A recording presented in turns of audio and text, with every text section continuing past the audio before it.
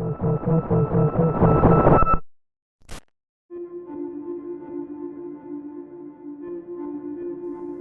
July 7th, 2010, at around 8:40 p.m, air traffic control at Hangzhou Xiaoshan International Airport in China received an alarming communication from an inbound flight reporting that they had seen a possible unidentified aerial threat over their airport.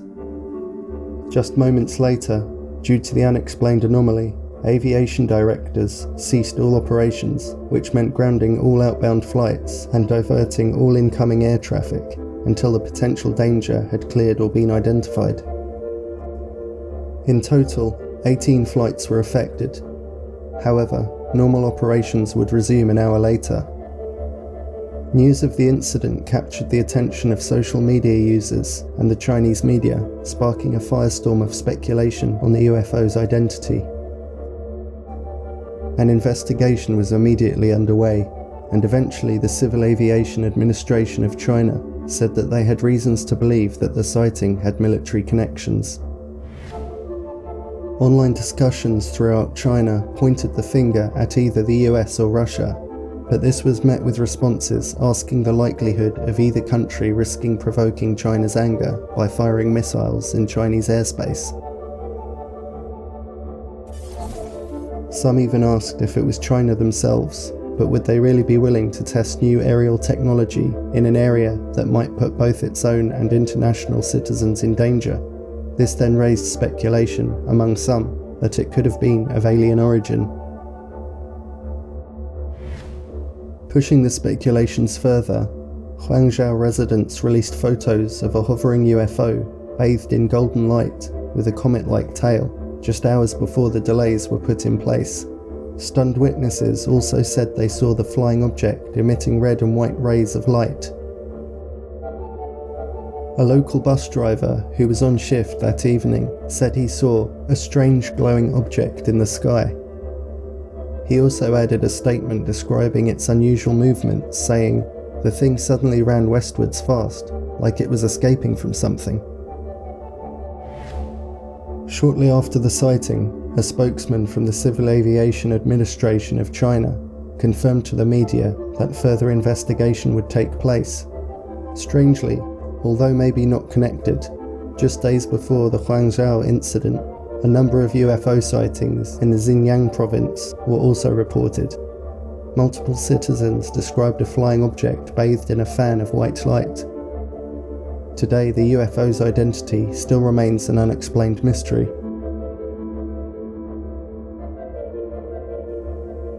Some people believe that the Ilkley Moors incident is one of the most credible accounts of creatures not of this world. Not only is the account from a trustworthy witness, it's also backed up by photographic evidence. The initial account itself was pretty interesting, but when the witness underwent regression hypnosis, an even more astounding account unfolded. The story starts on December 1st, 1987. Philip Spencer had been out walking over the Ilkley Moors in Yorkshire, England. He had moved to Yorkshire recently and had become fascinated by stories of strange lights over the moors. Skeptics claimed the lights were caused solely by air traffic from a nearby military base and also an airport, not so far from the area. However, this was no explanation for the strange lights many had seen on the actual moors themselves, so Philip had gone out with his camera in the early morning to see if he could catch any on film. After walking for a while, he was caught by surprise when he suddenly noticed what looked like a small person, or creature, watching him from a distance. As Philip watched back, it looked like the creature was waving him away. The lighting was poor, but he managed to snap this picture.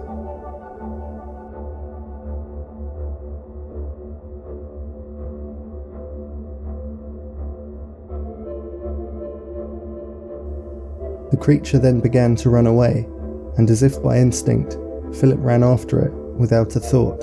As he approached the crest of the hill ahead, an aircraft with a dome top shot off at tremendous speed, leaving Phil stunned. He stood for a while, in the silence, waiting for something to happen. After some time, he decided to make his way to the closest settlement. Philip was shocked to see that the village clock was over an hour later than he expected it to be, in spite of the relatively short time he'd been out walking for. Where had that missing hour gone? Once he got the film developed, Philip had confirmation that he wasn't going mad. The picture wasn't as clear as he would have liked, but he felt it was far too important to keep to himself.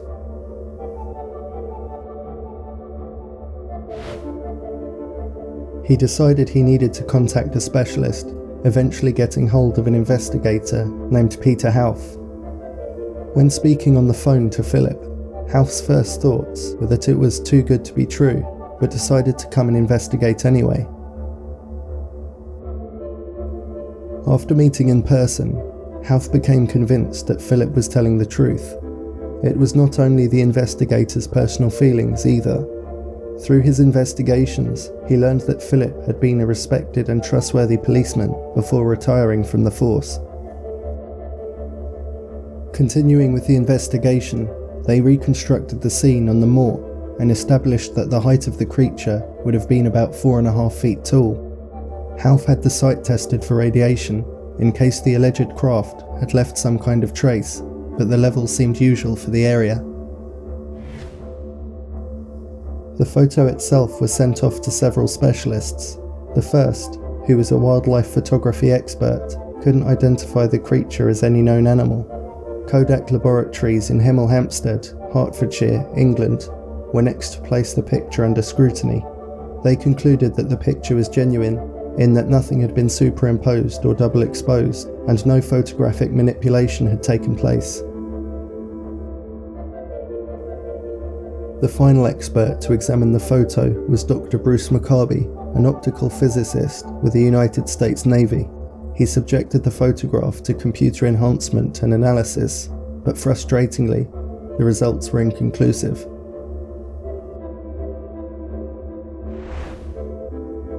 So, they had a photograph which was proven to be genuine, but could not clarify with any certainty what was actually in the picture.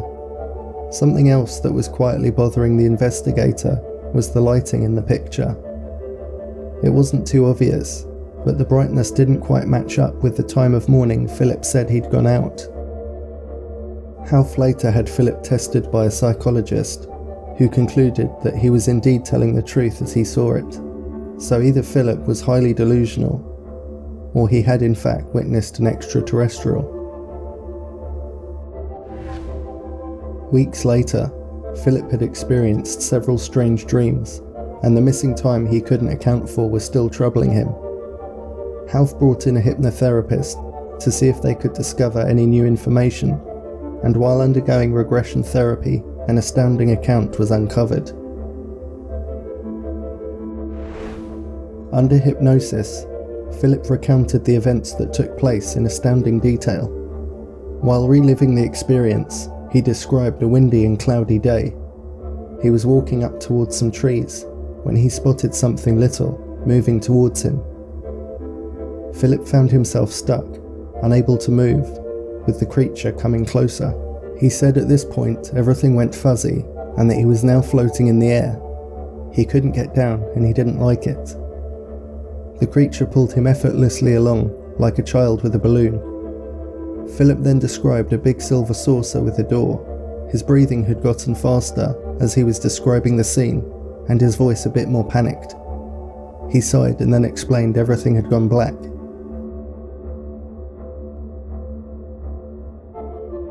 He couldn't see or hear anything, like he was asleep. Then there was a bright light, and he found himself in a strange room with a voice telling him not to be afraid. He was put on a table and told they meant him no harm. He could move freely at this point. A beam he described to be like a fluorescent tube seemed to scan from his feet to his head. Its radiance felt warm on his skin. He closed his eyes before it reached his face, then felt a strange sensation in his nose. He found himself standing, unsure of how he got that way. One of the creatures motioned for him to leave through a door. He said it was bright everywhere, but he couldn't see where the light was coming from. Walking down a corridor, He looked out, and as he described the scene to the hypnotist, he had both fear and awe in his voice. He was looking down on the earth from high up in space. He wanted to leave, but was again reassured by the creature that he was perfectly safe. Further on, in his regression, he said he was shown a couple of films on a wall and wondered how they got the pictures. He later revealed that the first film was showing scenes of destruction, like you'd see on the news. Pollution in the waters, starving people. They asked him if he understood. When the hypnotist asked about the second film, Philip said it was much like the first, but he was told not to discuss it. After the 2 films, it's time for him to go, and everything goes black. He's now walking back up the moor. Near some trees, he sees some movement and then spots the creature. He manages to get a photo of it.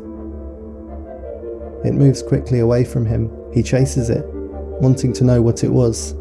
He's running after it. It goes out of sight. Then Philip sees the big silver saucer flying off.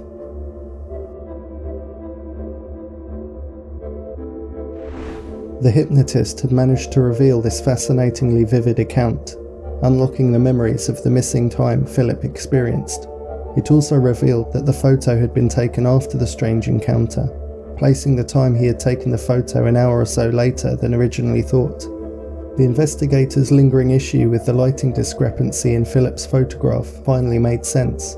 It wasn't so dark because it was taken later in the morning than originally thought. It's interesting to note, throughout the entire investigation, at no point did Philip Spencer seem interested in fame or fortune, only answers. Furthermore, his account has never changed over the years, and the mystery remains, while sightings of strange lights continue to be reported in the area.